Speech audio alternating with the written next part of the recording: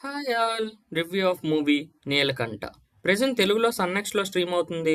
Run time వచ్చేసి 2 hours 30 minutes ఉంది. ఇక స్టోరీ లైన్ విషయానికి వస్తే, సరస్వతిపురం అనే చిన్న ఊర్లో హీరో చదువుతున్న రోజుల్లో ఒక తప్పు చేశాడని ఊరు పెద్ద హీరోని చదవనివ్వకుండా, ఊరు దాటి బయటకు వెళ్ళనివ్వకుండా చేస్తాడు. హీరో అంత పెద్ద తప్పేం చేశాడు, మరి నిజంగానే తప్పు చేశాడనేదే మిగతా స్టోరీ. నాకైతే మూవీ నచ్చలేదు. మూవీ అంతట్లో ప్రీ క్లైమాక్స్ టు క్లైమాక్స్ కొద్దిగా బాగుంది.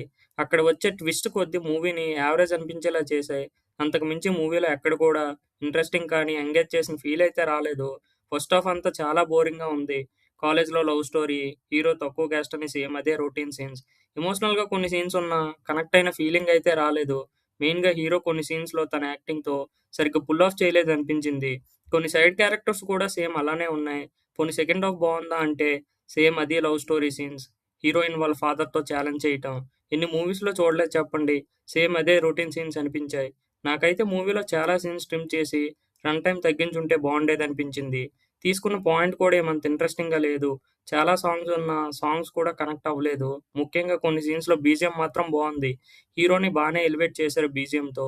హీరోయిన్ క్యారెక్టర్స్ ఏమంత ఇంపాక్టింగ్‌గా లేవు. ఏదో సాంగ్ అండ్ లవ్ స్టోరీ కోసం పెట్టారంతే. పెర్ఫార్మన్స్ విషయానికొస్తే, హీరో అయిన మాస్టర్ మహేంద్రన్ కొన్ని సీన్స్‌లో తన యాక్టింగ్‌తో సరిగ్గా పుల్ ఆఫ్ చేయలేదనిపించింది. ఎమోషనల్ సీన్స్ ఉన్నా, ఎమోషన్ అయితే సరిగ్గా కనెక్ట్ అవ్వలేదు. ఊరికే పెద్దగా చేసిన 'రామ్‌కి', సర్పంచ్‌గా చేసిన 'పృథ్వీరాజ్' డీసెంట్‌గా చేశారు. ఓవరాల్‌గా ఈ మూవీ అయితే బిలో యావరేజ్ అనిపించింది. ప్రీ క్లైమాక్స్ టు క్లైమాక్స్‌లో ఉన్న కొన్ని సీన్స్ కోసం ఒకసారైతే ట్రై చేయొచ్చు. ఛానెల్‌ని సబ్స్క్రైబ్ చేసుకోండి. Thanks for watching. జై హింద్.